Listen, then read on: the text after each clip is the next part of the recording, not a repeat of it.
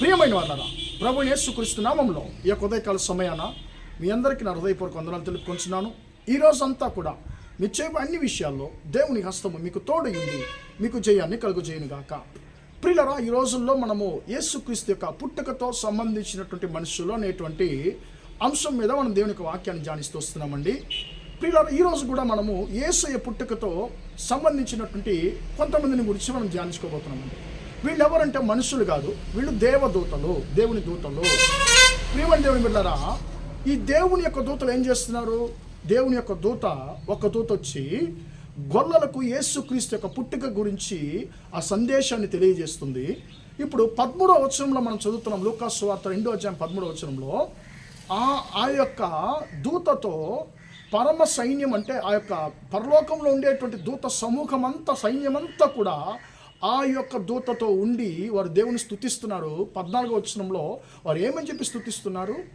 సర్వోన్నతమైన స్థలములలో దేవునికి మహిమయో, ఆయనకి ఇష్టలైన మనుషులకు భూమి మీద సమాధానము కలుగునుగా. కానీ దేవుని స్తుతించేది మనం చూస్తున్నాం.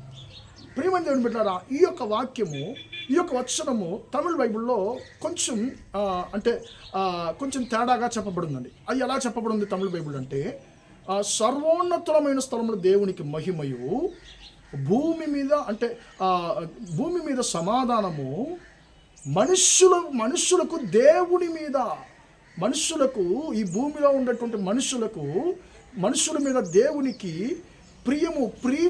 ప్రేమ కలుగునుగాక అని రాయబడిందండి. ప్రియమైన దేవుని బిడ్డలారా, 3 విషయాలను వారు చెప్పి దేవుని స్తుతించేది మనం చూస్తున్నాం. మొట్టమొదటిగా వాళ్ళు అంటున్నారు, దేవుని దూతలు ఏమంటున్నారు? సర్వోన్నతమైన స్థలములలో దేవునికి మహిమ. ప్రియమైన దేవుని బిడ్డలారా, ఎందుకు వారు అలాంటి వచనంతో దేవుని స్తుతించాలి? ఎందుకంటే ప్రియమైన దేవుని బిడ్డలారా, ఆదాము అవ్వలు తమ పాపము ద్వారా దేవుని గణహీనపరిచారు. వారి దేవుని మహిమను వారు దేవుని మహిమను కోల్పోయారు. మనుషులు దేవుని యొక్క మహిమను కోల్పోయారు. కాబట్టి దేవుడు, ప్రియులరా, ఆయన చాలా దుఃఖపడుతున్నాడు. కానీ ఇప్పుడు యేసయ్య పుట్టుక ద్వారా మళ్ళీ దేవుని యొక్క నామం మహిమపరచబడబోతుంది అనేటువంటి విషయాన్ని వారు చెప్పి దేవుని స్తుతించేది మనం చూస్తున్నాం. సర్వోన్నతమైన స్థలములలో దేవునికి మహిమ కలుగునుగాక. రెండవది, ప్రియరా, భూమి మీద సమాధానము కలుగునుగాక అని వారు దేవుని స్తుతిస్తున్నారండి. ఎందుకు అప్పుడు భూమి మీద సమాధానం లేదా? అవును, నిజమే అండి. ఎప్పుడైతే ఆది మనుషులేంటి, ఆదాము అవ్వలు పాపం చేసి దేవునికి దూరం అయ్యారో అప్పటి నుండి ప్రియులారా, ప్రభువుని యేసుక్రీస్తు యొక్క భూమికి వచ్చేంత వరకు భూమి మీద శాశ్వతమైనటువంటి సమాధానం లేదు. ప్రియమైన దేవుని బిడ్డలారా, నిజంగా చెప్పాలంటే మలాకి ఆ ప్రవక్త నుండి బాప్తిసమిచ్చి యోహోను వరకు ఉన్నటువంటి 400 సంవత్సరాలు లోకములో ప్రియులరా చాలా శ్రమలు అనుభవించినటువంటి రోజులండి.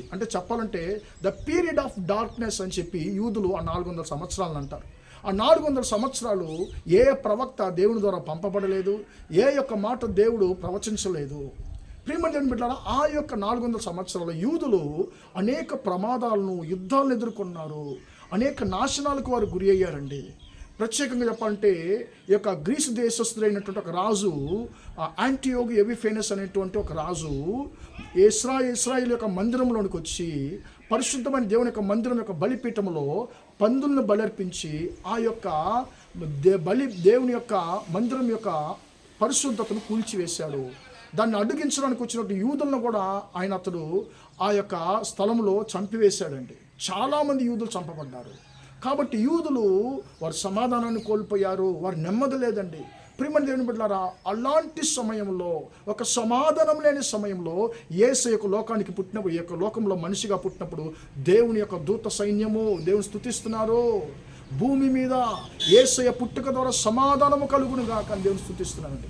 మూడవదిగా వారు అంటున్నారు, ఆయనకి ఇష్టమైన మనుషుల మీద దేవునికి ప్రీతి కలుగునుగాక.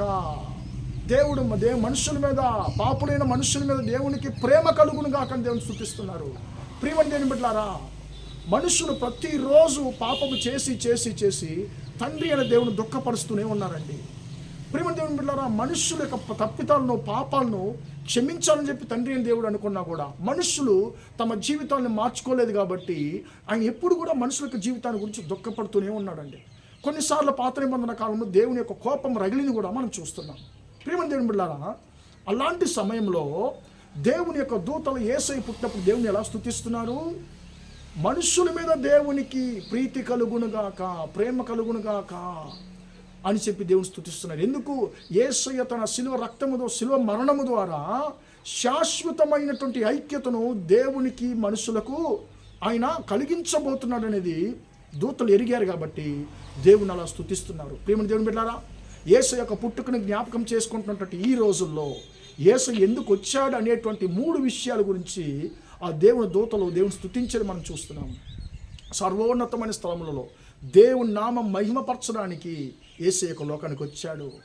రెండవదిగా మనుషుల జీవితంలో సమాధానాన్ని ఇవ్వడానికి వచ్చాడు. నీ జీవితంలో, నా జీవితంలో యేసయ్య సమాధానాన్ని ఇవ్వడానికి వచ్చాడు. ప్రేమ దేవుని బిడ్డలారా, నీ సమాధానాన్ని కూల్చివేస్తున్నటువంటి, పాడు చేస్తున్నటువంటి ఎలాంటి క్రియలను కూడా యేసయ్య లోకానికి వచ్చి మానవుడిగా పుట్టినటువంటి యేసుక్రీస్తు ఈ దినాల్లో నిన్ను, నీ యొక్క సమాధానాన్ని కూల్చివేసే ప్రతి క్రియల నుంచి నిన్ను, నీ కుటుంబాన్ని విడిపిస్తానని చెప్పి ఆయన వాగ్దానం చేస్తున్నాడు. నీకు సమాధానాన్ని కలిగించడానికి యేసయ్య లోకానికి వచ్చాడు. అదే క్రిస్మస్. మూడవదిగా, పాపులైన మనుషులకు మనుషుల మీద దేవునికి ప్రీతి కలుగునుగాక, ప్రేమ కలుగునుగాక అని దేవుని స్తుతిస్తున్నారండి. అంటే ఏంటి? యేసయ్య ఎందుకు ఈ లోకానికి వచ్చాడు? మనుషులు, పాపి అయినటువంటి మనుషులు దేవునికి ఇష్టమైన వారిగా మార్చడానికి, వారి జీవితాలను మార్చడానికి, వారి యొక్క బ్రతుకులు మార్చడానికి, స్వభావాలు మార్చి వారిని దేవునికి ఇష్టలుగా మార్చడానికి యేసయ్య లోకానికి వచ్చాడు. ప్రియమైన దేవుని బిడ్డలారా, మనల్ని కూడా, మన జీవితంలో కూడా మనం దేవునికి ప్రియం లేని, ఇష్టం లేనటువంటి కార్యాలు మన జీవితంలో ఉంటే మనం ఈరోజు వదిలిపెట్టదామా? వాటన్నిటికీ మనము దూరం అవుదామా? వాటన్నిటిని మన జీవితం నుంచి తొలగిద్దాము. ఎందుకంటే యేసయ్య ఎందుకు ఈ లోకానికి వచ్చారంటే ఆయన మనల్ని దేవునికి ఇష్టలుగా మార్చడానికి వచ్చారు. దేవునికి ఇష్టమైన వారిగా, తండ్రికి ఇష్టమైన వారిగా మనం మారితే మన జీవితాలు వెలిగించబడతాయి, ఆశీర్వదించబడతాయి. ప్రియమైన దేవుని బిడ్డలారా, మనము దేవునికి ఇష్టంగా మన జీవితాలను మార్చుకోవడానికి మనం సమర్పించుకుందాము. ప్రార్థన చేద్దాం. ప్రేమగల మా తండ్రి, దయగల దేవా, ఇంతవరకు ఈ మాటలు విన్న తండ్రి, మీ బిడ్డలు మీరు దీవించండి, ఆశీర్వదించండి అయ్యా.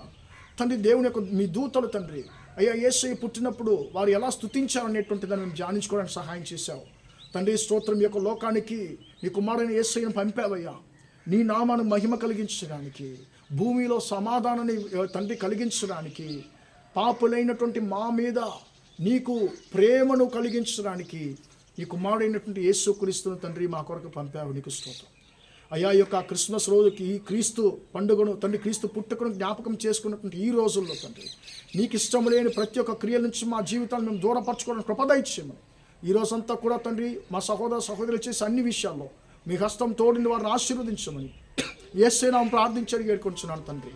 ఆమేన్, ఆమేన్. ప్రియమైన వాళ్ళారా, దేవుడు మిమ్మల్ని దీవించి ఆశీర్వదించును గాక. Praise the lord.